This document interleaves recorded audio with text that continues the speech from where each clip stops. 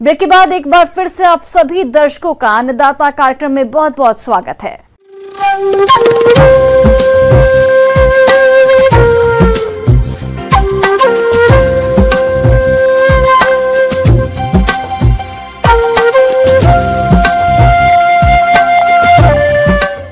मौसम विभाग के रिपोर्ट पर साप्ताहिक कृषि सलाह इस प्रकार है।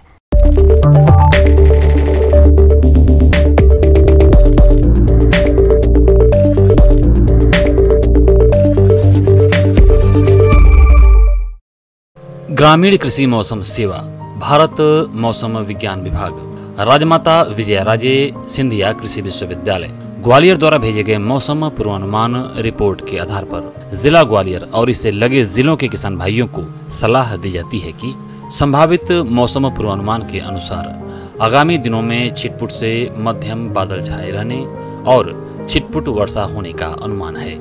अधिकतम तापमान 26 से 36 डिग्री सेल्सियस और न्यूनतम तापमान 21 से 24 डिग्री सेल्सियस रहने का अनुमान है। अधिकतम सापेक्षिक आर्द्रता 57 से 88 और न्यूनतम सापेक्षिक आर्द्रता 37 से 64% रहने व हवा लगभग 8 से 15 किलोमीटर प्रति घंटा की औसत गति से मुख्यतः पश्चिम उत्तर व पश्चिम दक्षिण दिशा से बहने का अनुमान है। ऐसे में इन क्षेत्रों के किसान भाइयों को सलाह है कि इस समय खाली पड़े खेतों की बतर आने पर जुताई करें, जिससे खरपतवार न होने पाए व रबी फसलों की बुआई के लिए खेत तैयार रहे। संभावित मौसम में तिल की फसल में झुलसा रोग की संभावना हो सकती है, अतः दिखाई देने पर इसकी रोकथाम के लिए मैंकोजेब 3 ग्राम दवा प्रति लीटर पानी के हिसाब से घोल बनाकर 2 से 3 बार 10-10 दिनों के अंतराल पर छिड़काव करें। तोरिया की बुआई के लिए उर्वरक और उन्नतशील किस्मों का चयन कर बीज की व्यवस्था कर लें एवं बरसात खत्म होने पर खेत तैयार कर बुआई करें।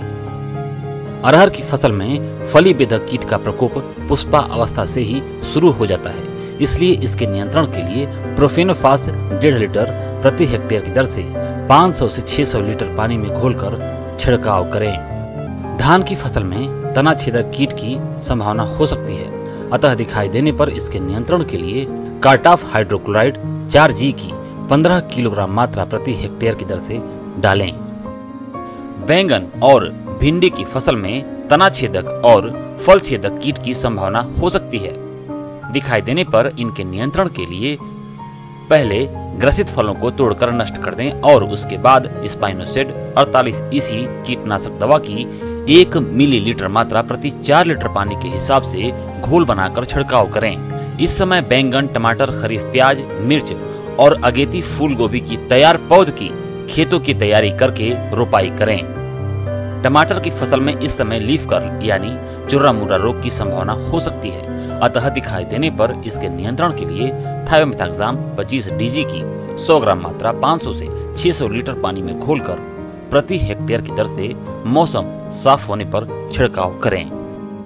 नींबू, संतरा और मौसमी में कैंकर रोग की संभावना हो सकती है, अतः दिखाई देने पर इसके नियंत्रण के लिए 1% बोर्डो मिक्सचर या कॉपर ऑक्सीक्लोराइड 3 ग्राम प्रति लीटर पानी के हिसाब से घोल बनाकर छिड़काव करें। दुधारू पशुओं को दुग्ध उत्पादन क्षमता बढ़ाने के लिए संतुलित आहार दें। संतुलित पशु आहार बनाने के लिए बाजरा 18%, गेहूं 20%, सरसों की खली 32%, चना की चुन्नी 14%, अरहर की चुन्नी 12%, नमक 2%, विटामिन और खनिज लवण 1%, चूना पाउडर 1% का उपयोग कर किसान स्वयं पशु आहार तैयार कर पशुओं को खिलाएं।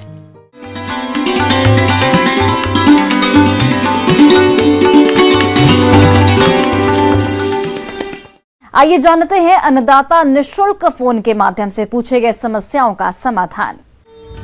अन्नदाता निःशुल्क फोन संपर्क सेवा के माध्यम से पूछे गए प्रश्नों में से आज हमने जिस प्रश्न को कार्यक्रम में शामिल किया है उसे पूछा है ग्राम मुगेली, जिला शिवपुरी के कृषक रमेश चौधरी ने। ये सोलर फेंसिंग के बारे में संपूर्ण जानकारी चाहते हैं, तो रमेश चौधरी जी आपकी जानकारी के लिए प्रस्तुत है कार्यक्रम का ये अंश।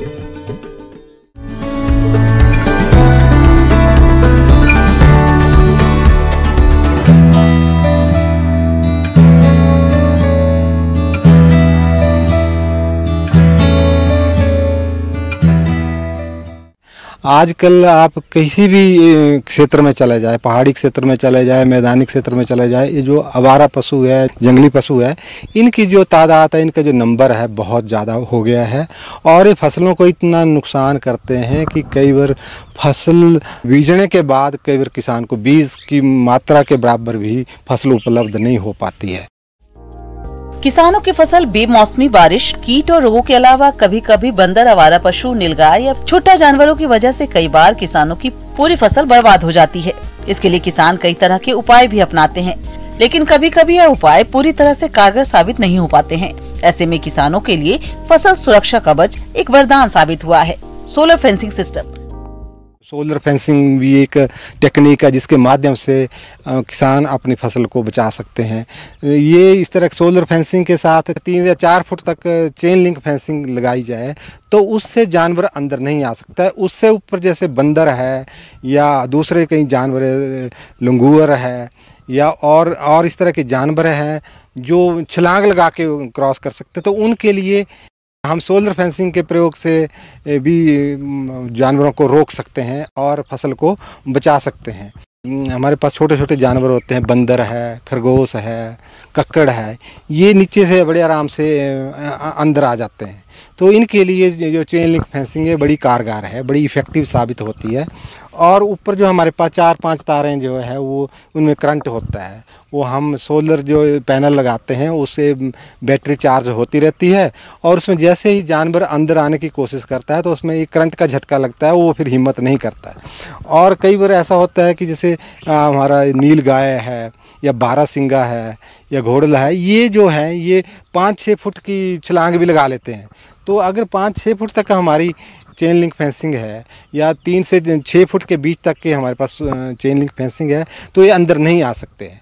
उसके बावजूद इस चेन लिंक फेंसिंग के साथ साथ हमारे पास कई बार पेड़ पौधे लगे होते हैं, उनके ऊपर से बंदर जंप लगा लेता है। तो कोशिश ये रहे कि इनके नज़दीक कोई ज़्यादा बड़ा पेड़ ना हो ताकि बंदर उस पेड़ के माध्यम से अंदर आ सके, जंप लगा सके। और इसके साथ साथ और ऐसी झाड़ी ना हो जो तारों के कांटेक्ट में, संपर्क में आ सके, तो उससे बैटरी को थोड़ा नुकसान होता है। तो इस जहाँ जहाँ सोलर फेंसिंग लगी होती है इसके कांटेक्ट में इस तरह का कोई कांटेक्ट में ना आए या ऐसी कोई झाड़ी ना हो जो ग्रोथ लेके उसमें ना शॉर्ट होने का डर रहता है, उसमें बैटरी को डैमेज होता है। तो जब भी इस तरह की फेंसिंग लगानी है तो इन चीज़ों का थोड़ा ध्यान रखना। और इन जो सोलर फेंसिंग के जो आप पोल देख रहे हैं इनके कम से कम 6 से 7 फुट की हाइट होना बड़ा ज़रूरी होती है।